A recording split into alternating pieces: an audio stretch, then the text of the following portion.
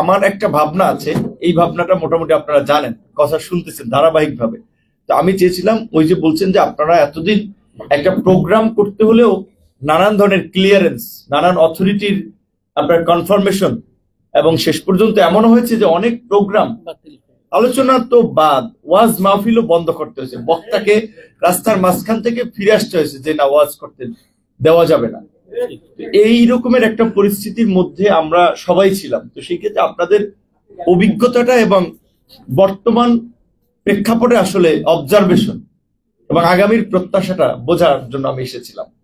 তারপরে কিছু কথা শুনেছিলাম, এক ভাইয়ের আংশিক কথা শুনলাম এখানে, মার্কাজুল ইসলাম, তো উনি যে কথা বলছিলেন যে হেলিকপ্টারের লাইসেন্স করার জন্য, কিংবা তিনি একটি মাদ্রাসা গড়ে তুলেছেন, বিশাল একটা শিক্ষা প্রতিষ্ঠান গড়ে তুলেছেন, এটা অনেকের চোখে ভালো লাগে নাই, সেজন্য একজন আলেমকেও আপনার নিগৃহীত হতে হয়েছে।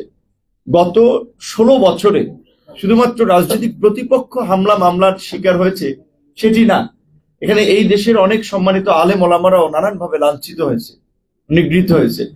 একটা কথা জাস্ট আপনাদের সাথে শেয়ার করা এখানে, যে আমার কাছে একবার মামুনুল হক সাহেবের ছেলে আর আমাদের দলের 2 জন যুব মজলিসের নেতারা গিয়েছিলেন, অনেকদিন ধরে কথা বলবেন, শেষ পর্যন্ত রাতে আমার বাসায় চলে গেছেন যে ভাই এরকম মামুন সাহেবের মুক্তি নিয়ে আমরা একটা প্রোগ্রাম করতে চাই। এখন আমি দেখলাম ওই সময়ের ওই বাস্তবতায় তাদের ব্যানারে প্রোগ্রাম হলে সেখানে আমার জন্য উপস্থিত হওয়াটা খুব ডিফিকাল্ট ছিল। এমনি আমার বিরুদ্ধে বিদেশিদের কাছে অভিযোগ দিচ্ছিল যে সে এই জঙ্গিবাদের কার্যক্রমের সাথে জড়িত, সে হেফাজতের লোক, সে জামাতের লোক, সে মৌলবাদীদের লোক, এরকম নানান ধরনের প্রোপাগান্ডা করে মূলত আমাকে আসলে একটা মানে কোণঠাসা না, শুধু বড় ধরনের ক্ষতি করার চেষ্টা করেছিল। কারণ এটা ইয়ং ছাত্র নেতা এবং দীর্ঘ 28 বছর পরে ঢাকা বিশ্ববিদ্যালয়ের নির্বাচন হয়েছে, ভিপি নির্বাচিত হয়েছে, যার ফলে এখানকার বিদেশিরা দেখতেছিল মানে এখানে বিরোধী দল যেভাবে কোণঠাসা, তার মধ্যে একজন ছাত্র নেতা উঠতেছে, তাদের একটা সিম্প্যাথি বা সহানুভূতি ছিল। তো এখন ওই কারণে হয়তো আমাকে ফ্রিকুয়েন্টলি গ্রেপ্তার করা কিংবা জেলে নিতে পারছিল না, কিংবা মামলা দিয়ে ওইভাবে নাজেহাল করতে পারছিল না যে ভাই তোমরা রাজনৈতিক প্রতিপক্ষকে তো নির্মূল করছো, একজন ছাত্র নেতা তার সাথে এটা করছো। তো যার ফলে এখন ওই জার্মান একটা প্রবাদ আছে, বলছিল যে আপনি যদি একটা কুকুরকে মারতে চান আগে থেকে একটা ব্যাড নেম বা খারাপ নাম দেন, তারপরে তাকে লিগালাইজ করে মারেন। তো তার জন্য তারা এই ধরনের কথাবার্তা ছড়াচ্ছিল যে সে মৌলবাদী, উগ্রবাদী, জঙ্গিবাদী, হেফাজত, জামাত। তখন আমি ভাবলাম আবার যে আমার চোখের সামনে এরকম একটা অন্যায় হচ্ছে, যে মামুনুল হক সহ হেফাজতের শীর্ষ নেতাদেরকে যেভাবে আপনার গ্রেপ্তার করা হয়েছিল, কারাগারে নির্যাতন নিষ্পেষণ করা হয়েছিল, এবং সবচেয়ে মানে অমানবিক ভাবে, অপমানজনক ভাবে রশি বেঁধে বা আপনার কি বলবেন যেভাবে আদালতে তোলা হচ্ছিল, আমার কাছে এটা মাথায় আসলে মেনে নেওয়ার মতো মনে হচ্ছিল না, যে অন্তত কিছু তো করা দরকার, কথা বলা দরকার। তখন আমি ওনাদেরকে বললাম ভাই প্রোগ্রামটা আমরা করি কিন্তু একটা ব্যানারে করি, যে দেখেন আপনার ইসলামিক নাম দিয়েই আমাদেরকে ইসলাম কায়েম করা লাগবে, এটা বিষয় না।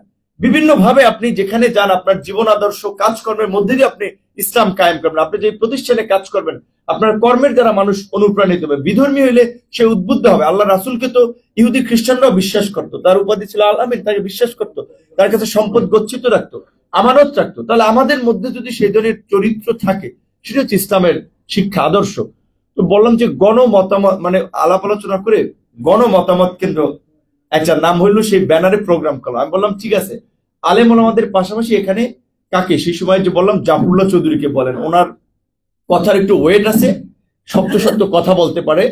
পরে বললাম আর কাকে বলবেন, অনেককে তো বললেও আসবে না, আর হচ্ছে মান্না ভাইকে বলেন। আমি মান্না ভাই তখন ওই প্রেস ক্লাবে আমরা এই প্রোগ্রামটা করি।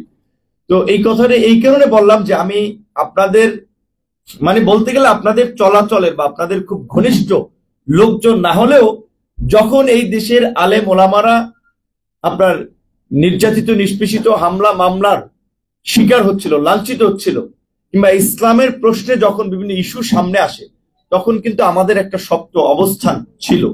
তো আপনারা আমার জন্য দোয়া করেছেন, যার ফলে আমরাও এত প্রতিকূলতার মধ্যে আল্লাহ এই পর্যায়ে রেখেছে। ভাই যেটা বলেছে আসলে পতন 90% হয়েছে কিনা সেটা আমিও কিন্তু অত জানতাম না, কিন্তু কেন যেন এখানে সাংবাদিকরা আছে, ওনাদের দোষও আছে গুণও আছে। সমকালের সাংবাদিক আমাদের পরিচিত খালি বলতেছিল, ভাই আন্দোলন একটু নিশ্চিত হয়ে যাচ্ছে, কিছু বলেন, আপনি বললে এই মুহূর্তে জেলে বিদ্যুৎ চাঙ্গ হবে। পরে আমি নিশ্চয়ই এটা আল্লাহ আমাকে দিয়ে বলাইছে, আমি বলছি আমিও প্রস্তুত ছিলাম না, আমার কোনো প্ল্যান ছিল, আমি বললাম 90% শেষ, আর 10% আপনারা ধাক্কা দেন। তারপর আরেকটা পুরানো বক্তব্য দেখবেন, ঢাকা বিশ্ববিদ্যালয়ে 2023 সালে আজকের যে স্থানীয় সরকার উপদেষ্টা আসিফ মাহমুদ, এই ছাত্র অধিকার পরিষদের কাউন্সিল ছিল ঢাকা বিশ্ববিদ্যালয়ের রাজু ভাস্কর্যে। আমরা ওখানে যাচ্ছিলাম, ছাত্রলীগ ওখানে অবস্থান নিয়েছে, গিটার, তারা ঢোল বাদ্য নিয়ে যে ওখানে তারা সাংস্কৃতিক কর্মকাণ্ড, মানে আমাদের প্রোগ্রামকে বাধাগ্রস্ত করা, সরাসরি হামলা করতে পারতেছিল না, অন্যভাবে জায়গাটা আর কি দখলে রাখা, আর মোটরসাইকেল দিয়ে ঘেরাও করে রাখা।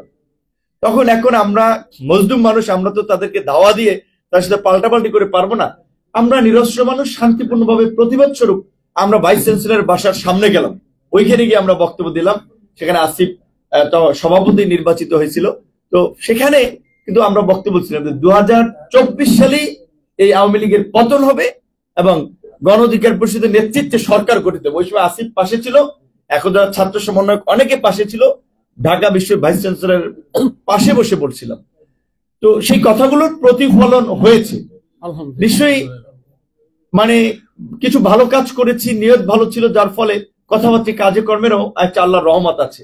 তো আমি দিন শেষে যাই করি না কেন, রাজনীতিক বিভিন্ন প্রেক্ষাপট, আমি তো একজন মুসলমান, কাজেই আমার তো আল্লাহর কাছে জবাবদিহি করতে হবে, আমার তো মরতে হবে, এই ভাবনাটা তো আমার মধ্যে আছে। সুতরাং আমার দ্বারা আর যাই হোক কোনো অন্যায়, অবিচার, বেইনসাফি কাজকর্ম এটা হবে, এটা অন্তত নিজের জায়গা থেকে বিরত থাকার চেষ্টা করি।